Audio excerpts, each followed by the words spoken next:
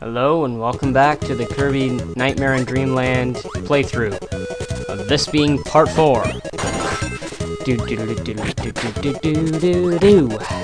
I hate those parasols. They're like the most useless ability ever, and a whole bunch of enemies hold them and then they just fall on you and they're so annoying. Avoid the rocks, or stones rather. Avoid the clock. It's a time trial. That's real clever. It's a clock, but it shoots out music. And its own music kills it. But then again, everything in Kirby is killed by its own power, so whatever.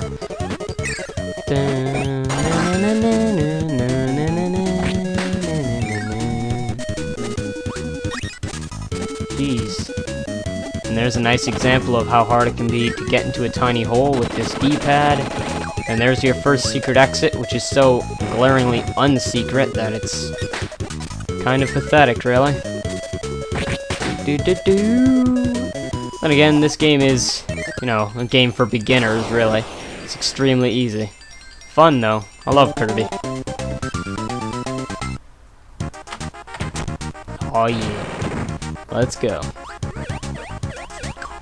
Fire! It's probably not a very good idea to go up there right now. Yeah, not really a good idea. I like how the pig shoots stars, that makes sense.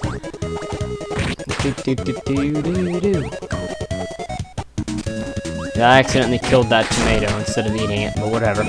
I didn't need it anyway. Good old-fashioned canaries. You know, whatever those are, bird things. Waddle Dee.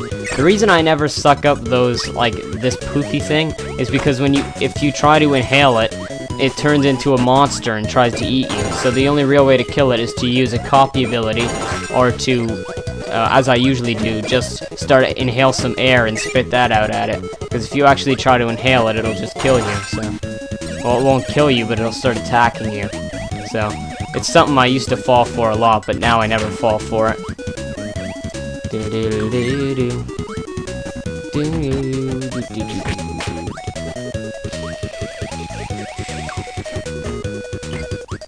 Yeah, if you ever eat two guys at once, you get a random ability. I swear I used to just be able to not hit any button and it would always give me the hammer ability.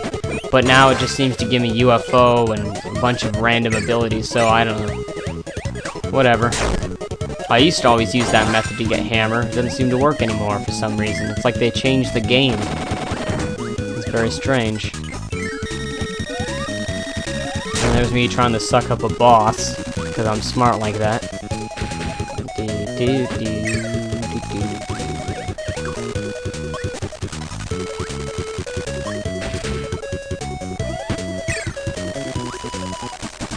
And no, these little red tires don't give you the wheel power.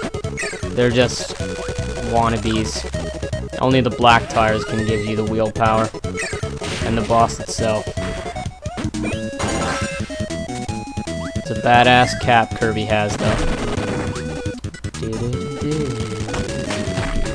I like that he wears hats to represent the ability he has. That's a really cool touch. That wasn't in the original Kirby's Adventure. It's new. I don't remember when they started doing that. Did they start doing that with Smash Brothers? I think they started doing that before. I just don't remember when. And there's me wasting my crash power. I know they did it in Kirby 64. I don't know. Kirby 64 had a much more involved copy ability thing, where you could swallow someone and then like spit out their power as a little crystal and then toss the crystal at someone else and it would combine and make like a double power. So you could make like double rock if you had two rock guys and you'd be like a giant rock Kirby. Or you can mix rock with like fire or something and you'd get like magma Kirby. It's a really fun game. It's just, I can't do a playthrough of it, so... I also haven't played it in a really long time, although it's probably really easy because it's a Kirby game. I just don't remember much of it at all. Except that it has really bad graphics, but you know. It was an early N64 game. Most of those had really bad graphics. The only N64 games I could think of that had pretty good graphics were like Zelda games. They had pretty good graphics. Yeah.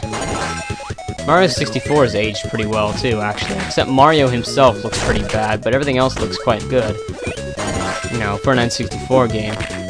This game just looked gorgeous, so whatever. But this is like, you know, as good as 2D graphics ever really got, because after this we moved on to 3D, so... It's mostly just because it's a very simple game. They had time to make unique animations for just about everything, so... It's got really nice graphics.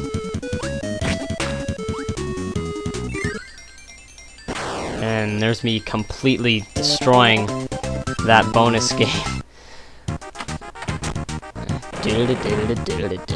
Yeah, obviously when those doors turn yellow, it means that you finished them. And when they're red, it means you haven't finished them. And here's the tire again. I'm not sure why I fought it. Oh yeah, I wanted a Maxim Tomato, that's why I did it. And then I took the power for shits and giggles.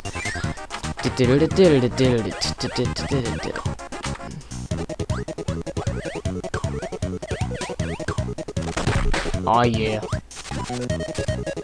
I used to always get hit by those pink Goombas on that ladder. And that Waddle Dee, who just comes out of nowhere. I guess he came through the door. I have no idea. This is like the most pointless thing in any Kirby game ever. There's the door. And everyone's happy again. And there's the aforementioned guy who spits out ice. That's just like fire, and I'm not even gonna bother swallowing him because I hate his ability. And there's Needle, rather. I was gonna say Spike. I don't know, I get their names mixed up, but whatever. Needle, Spike means the same thing.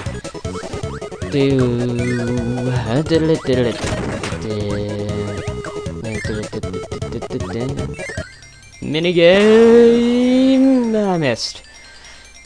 Anyway, that'd be the end of this part. Yeah.